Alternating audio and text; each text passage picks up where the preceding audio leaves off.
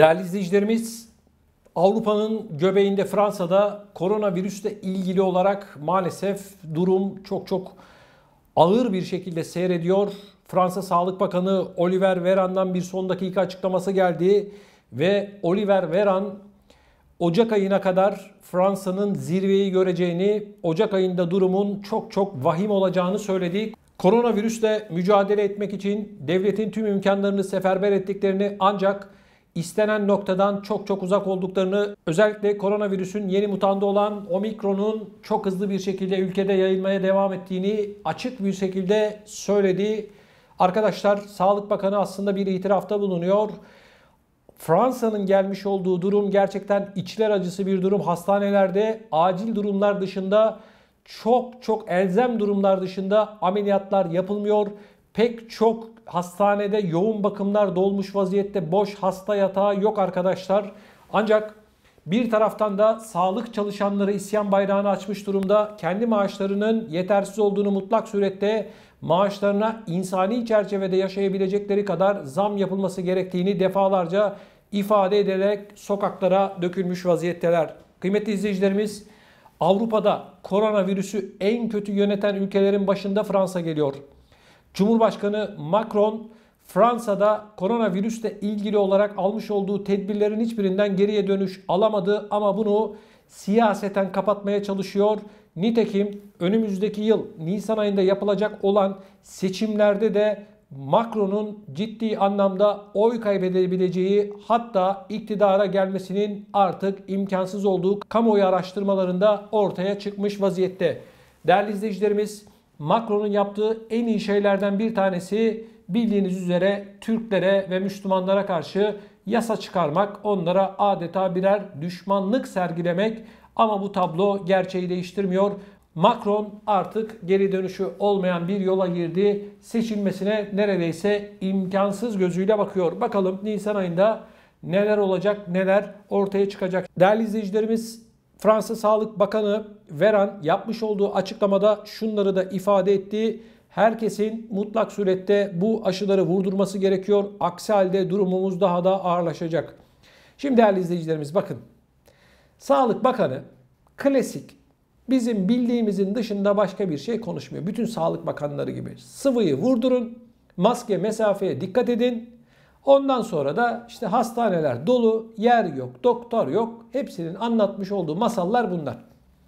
Hiç kimse, her ne hikmetse, şunu ne Fransız medyasında ya da diğer Avrupa ülkelerinde hiçbir medyada yer almıyor. Demiyor ki, ya kardeşim, siz bu kadar önlem aldınız, İş yerlerini kapattınız, oraları yasakladınız, bu sıvıları vurdunuz, onu yaptınız, bunu yaptınız.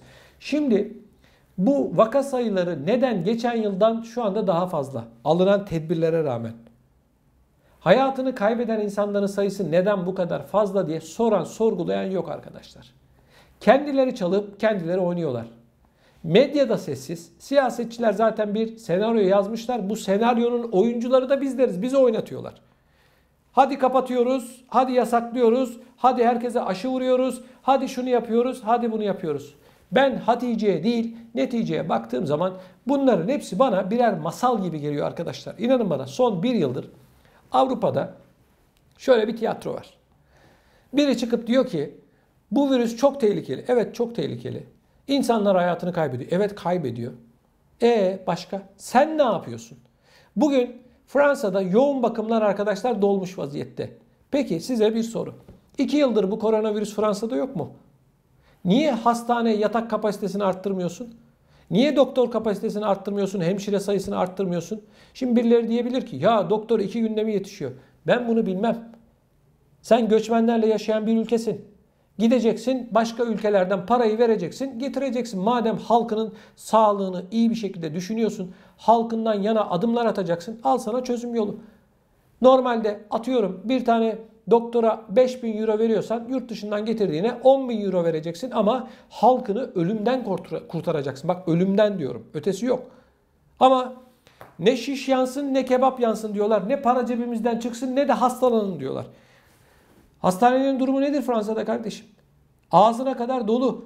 O hastaneden bu hastaneye insanları sevk ediyorlar. Türkiye kökenli olanlar Türkiye'ye gidiyor. Türkiye'de arkadaşlar tedavi olmaya çalışıyorlar. Hani Avrupa? Hani sizin sağlık sisteminiz çökmüş vaziyette arkadaşlar. Avrupa'da sağlık sistemi çöktü. Bakın net yer yok. Acil durumlar dışında pek çok ülkede ameliyat yapılmıyor. Fransa'da da aynı. Acil durumlar dışında ameliyat yok arkadaşlar. Bu şekilde evinde ameliyat olmayı bekleyen pek çok kişi ölüyor. Kalp hastaları arkadaşlar, ölüm sayısı Fransa'da arttı. Niye? Ameliyat etmiyorlar. Bakmıyor, doktor yok. Evinde diyorlar ki al şu ilacı git. Ölüyor adam evinde. Sonra da diyorlar ki kalp nedeniyle öldü. Hiç kimse üzerine de suç alınmıyor. Demiyor ki biz buna müdahale etseydik ya da gerekli şekilde tedavi etseydik bu adam ölmeyecekti demiyorlar. Bu sıvılar yüzünden sağlığını yitirenler var mı? Bu da ayrı bir konu. Buna geleceğim. Şimdi arkadaşlar geldiğimiz nokta şu.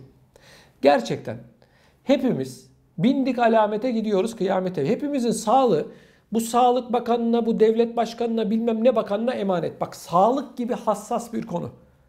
Bu adamlar bu akşam başka bir şey söylüyorlar. Yarın sabahleyin bambaşka bir şey söylüyorlar. Kendileri de ne yaptığını bilmiyorlar. Kardeşim ben Hatice'ye değil neticeye bakıyorum. Bu kadar insan hayatını kaybediyorsa, bu kadar vaka sayısı varsa bu insanların başarılı olduğunu söylememiz mümkün değil. Yanlış anlamayın, ben siyaset falan yapmıyorum. Umurumda bile değil. Beni takip edenler bilir. Ben siyaset falan konuşmam. Ben halkın sorunu ne, halkın gündemine bunu konuşurum. Şimdi dünyada birinci gündem maddesi korona değil mi? Bu. Bir de para, ekonomi. Şimdi bakıyoruz vatandaşın ekonomisi bozuk. Sen koronaya da baş edemiyorsun. O zaman ben de bir sade vatandaş olarak siyasetçiye soruyorum. Diyorum ki ey hokkabaz sen ne iş yapıyorsun? Bu sözün bütün siyasetçilere.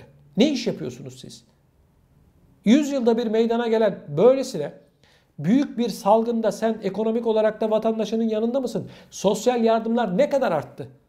Ama çarşıya, pazara git, her şeyin fiyatları neredeyse %25 oranında arttı. Markette, çarşıda, pazarda fiyatlar uçmuş. Vatandaşın almış olduğu maaş aynı, sosyal yardım aynı. Kalkmışlar bize masal anlatıyorlar. Vatandaşın cebinde para yoksa kardeşim istediğini yap, hiçbir anlamı yok. Benim cebimde para yoksa, çoluk çocuğumun ben karnını ya da üstünü başını doğru düzgün bir şekilde göremiyorsam, bunların ihtiyaçlarını karşılayamıyorsam, sen şunu yapmışsın, bunu yapmışsın, bana ne kardeşim? Bana ne? Ben öyle bakıyorum. Benim cebimde para yoksa, ben çoluk çocuğuma bakamıyorsam, sen bana istediğini anlat kardeşim. Akşam tencerede kaynayacak yemek yoksa, insanca yaşayamıyorsam, sen başarısızsın demek. Ben sana niye oy veriyorum? Daha iyi insani şartlarda yaşayabilmek, daha ekonomik olarak daha iyi şartlara gelebilmek için değil mi? Sen bu zaman zarfında devletin kasasında para olmasına rağmen vatandaşına para vermediysen, gerektiği kadar yardım etmediysen ben senin başarılı olduğunu savunamam ki.